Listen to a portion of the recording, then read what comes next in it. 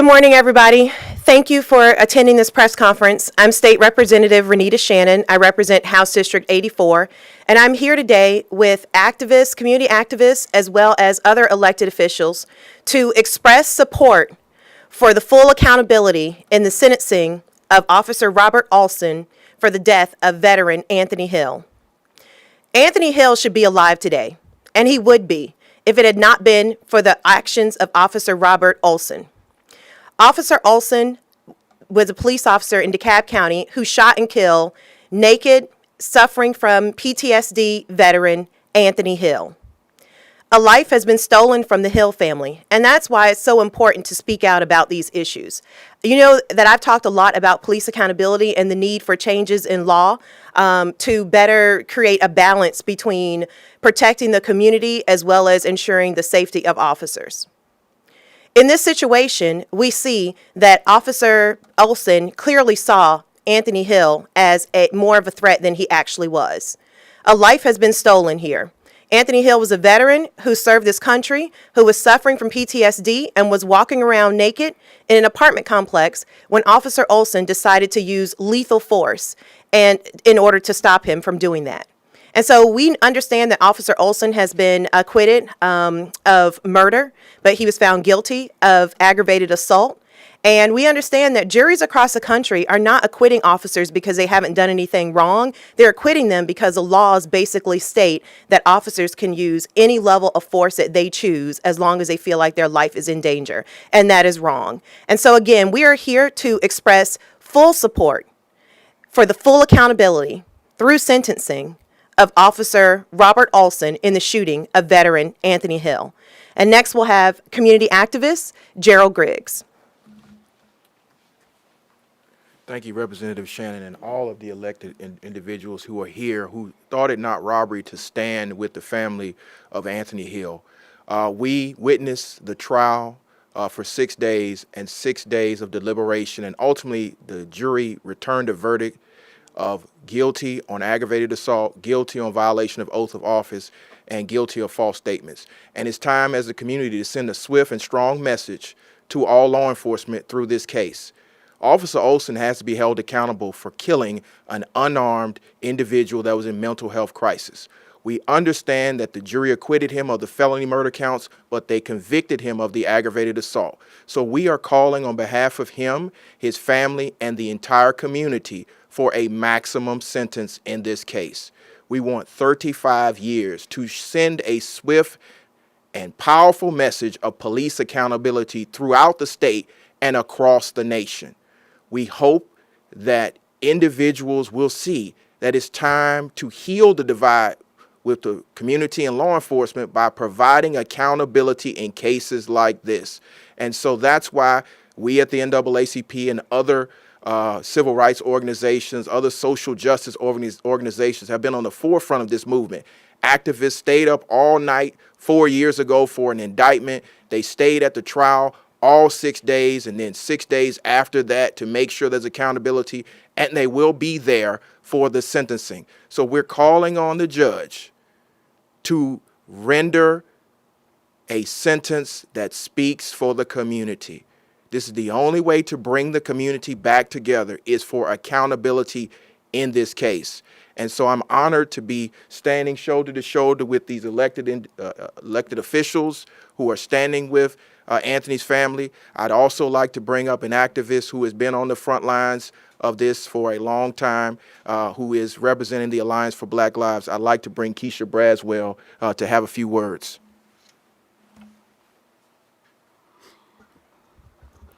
I want to say thank you to the elected officials as well as to all of the activists. I am with Alliance for Black Lives, and as with everyone else here today, we do also feel that 35 years, the maximum sentence, is what is needed in this case. Aggravated assault can range from something as small as a fight. In this case, it resulted in the loss of a life that served the country. And when he needed help, the people that was sworn to serve and protect him ended his life. And so in this case, we do request and believe that 35 years is what is needed. That's what justice looks like in the case of Anthony Hill. In addition to that, we want to say that Anthony Hill was suffering from mental illness, just as many others throughout this country. In the state of Georgia, if you have a loved one that is suffering from mental illness and it is a non-emergency, they're not in danger, no one is endangered, do not call 911. There is a Georgia Crisis Access Line where there are trained professionals that will come out and help you with your loved one for mental illness. That number is 1-800-715-4225. Please lock it in your phones. Again, if it is a non-emergency and you have someone in your family or a loved one suffering from a mental health issue, we don't want a repeat of Anthony Hill. We do not want a repeat of Shali Tilson. Please call the Georgia Crisis Access Line. That number again is 1-800-715-4225. Thank you.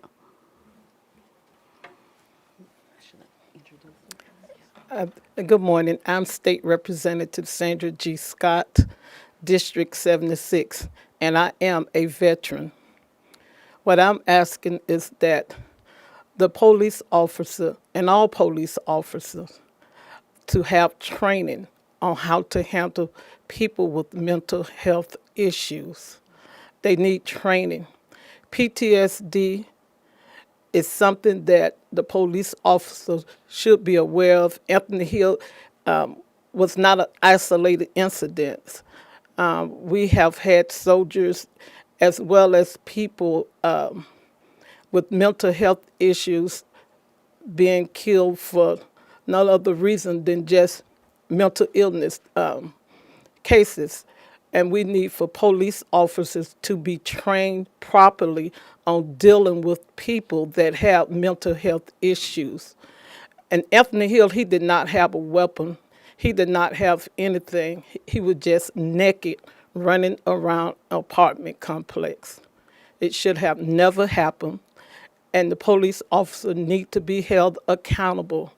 And I would say that they all need training on dealing with mental health issues. Thank you. And so finally, to close, at the heart of the issue is this. I firmly believe that police officers are operating differently when they are in Black and brown communities, and they operate differently when they see Black and brown skin. And I believe that because all across the country, we have seen young white men shoot up schools, movie theaters, and all kinds of places, and they are successfully taken in without incident. But we see over and over, the flip side is that too often when police officers encounter Black and brown folks, their life is just completely wasted. And that is, how I feel about this situation. That is what we see in this case. You are not going to convince me that a naked person was such a threat that fatal force had to be used. What was the reason that Officer Olsen felt that it was just better to waste Anthony Hill's life? And so when you think about it, this case is just so important because you think about the time that it takes to have a baby, raise a child, the resources that every family puts into raising their children to be successful adults as Anthony Hill was, and then just to see that life wasted by police. It is over and over that we see this across the country, and the time is up for us to act on this issue. And so we want full accountability for the shooting of Anthony Hill. A life has been taken, and I'll take any questions.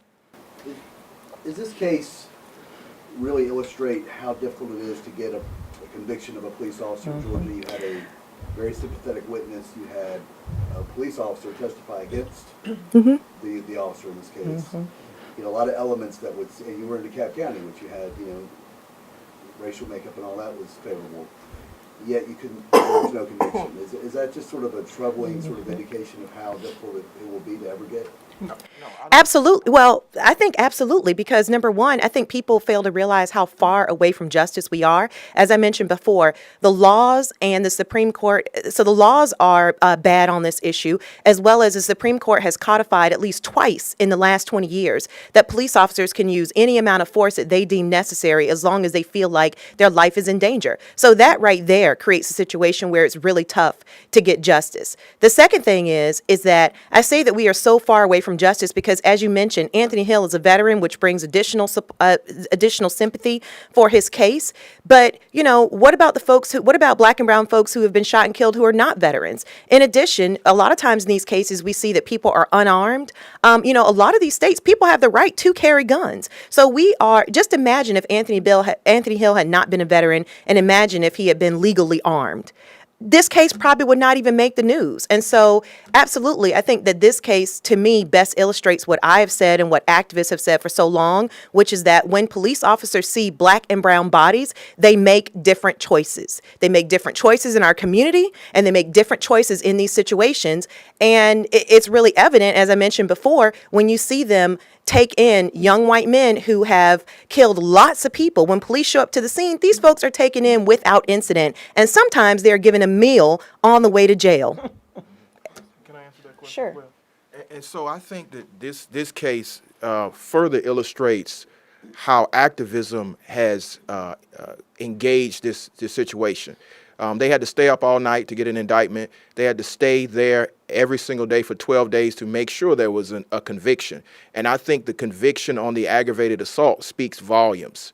I think that because it's a 1 to 20 year penalty, and then the additional 15 years can send a strong message. So I do agree that it is difficult to convict an officer of murder, but we are seeing the tide change. And I agree with Representative Shannon. Laws need to change. Supreme Court precedent needs to change, because right now what's insulating law enforcement is the law. It's not the people. I got a chance to speak to jurors in the case, and I understand exactly what happened. And what happened was the law did not function appropriately for justice. So what I'm calling for, not only for Anthony's family a maximum sentence, but the implementation of Obama's 21st Century Policing Initiative, which is the solution. It deals with the issue of police training. It deals with the issue of mental health and health screenings for law enforcement, and new technology to be implemented to have de-escalation tactics. And it's time for states to stand up and speak in one voice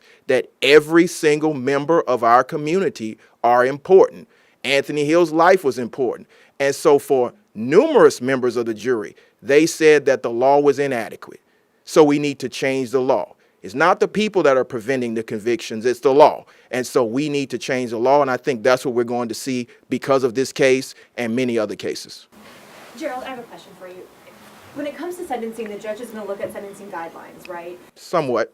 Georgia really doesn't have firm sentencing guidelines, so she has a range of between probation to a maximum sentence of 35 years. And how do you think, what factors do you think the law is going to be on the side of justice for the sentencing? And that's what the hope is, I know, but will it come out that way, do you think, with the way the law is? I think the people are going to come out on the side of justice. It's not every day that you see elected officials and activists and family members standing together, sending a message to an elected official. She was elected to do the will of Dekalb County. And I think Dekalb County has spoken in one voice, even the jurors. They convicted him of shooting Anthony Hill and lying about it. So regardless of his past service as a police officer, it's time for justice. I've been in many courtrooms, and I've been told by judges when I was begging for mercy, this is not a court of mercy. This is a court of law, and it's time for the law to apply equally. Yes, my heart goes out to his family, but my heart bleeds for Anthony Hill's family, and he's never coming home. And so the proper punishment for taking a life in Georgia is a life sentence, where in Georgia, a life sentence is 30 years until parole. So she has an opportunity to send a message to give him 30 years plus 5, so he can sit and reflect for the rest of his life the decision he made. Instead of staying in his car instead of using his aspartame, instead of using his OC spray, instead of using his radio, within 7 seconds of seeing an individual who believed the police were his friends, he fired 2 kill shots. The proper punishment for that, and I've heard it many times, is a life sentence, which in this case would be 35 years. And I would add also that today, we are asking for justice and accountability through the sentencing, but ultimately what we want to see is that police officers will not be so quick to move to using fatal force when they encounter Black and brown folks. And so that is what we are ultimately asking for, and that's why I bring up the time and the resources that it takes for Black families to have babies and grow these folks into successful adults, just to see life wasted by police and you feel like there's nothing you can do about it it's heartbreaking. Other questions? But what about the vigil next week too, leading up to the sentencing? There's a big support to get a lot of people to come out too. Also send a message the day before sentencing. Yes, and so Attorney Griggs is correct. The community has really made the difference in this with the numerous activities that they've done. I remember before being elected in 2014 when a group of activists, and I was included in that group, camped out in front of the Decatur courthouse to force accountability for this officer to get him indicted. So this has been a long track for activists and folks who are concerned about this issue to make sure that everyone understands the community is watching and we want justice. I'll let Keisha or Representative Griggs talk to you more about the list of activities that are planned for the community so that folks can come out and show their support, because that is important. I will speak to on this coming Wednesday on the 30th of October, March for Our Lives as well as Alliance for Black Lives will have a die-in outside of the courthouse. The students wanted to participate because one of their main issues is gun violence. And when citizens are unarmed and are killed by officers with guns, that is still gun violence. So in support of our veteran Anthony Hill, our hero, March for Our Lives and Alliance for Black Lives will also be having a die-in outside of the courthouse to send a message to the judge that we do want justice in this case of Anthony Hill. We are watching, and we do want a 35-year sentence. I'll have Griggs come up and speak a little bit more about the vigil that's planned on the 31st. And so on the 31st, in partnership with the Alliance for Black Lives and numerous other entities, the NAACP, both the Georgia and the Dekalb County branches, will have a vigil the night before.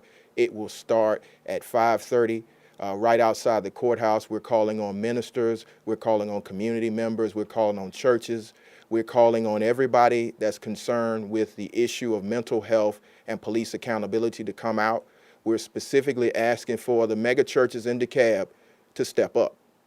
This is an issue that's important to all of the individuals involved. We want to support Anthony's family, so we're calling on all of the veterans organizations and veterans to come to the DeKalb County Courthouse on October the 31st at 5:30 for a prayer vigil and rally for justice for Anthony Hill. Again, it'll be put on by the DeKalb County branch of the NAACP in partnership with the Georgia NAACP.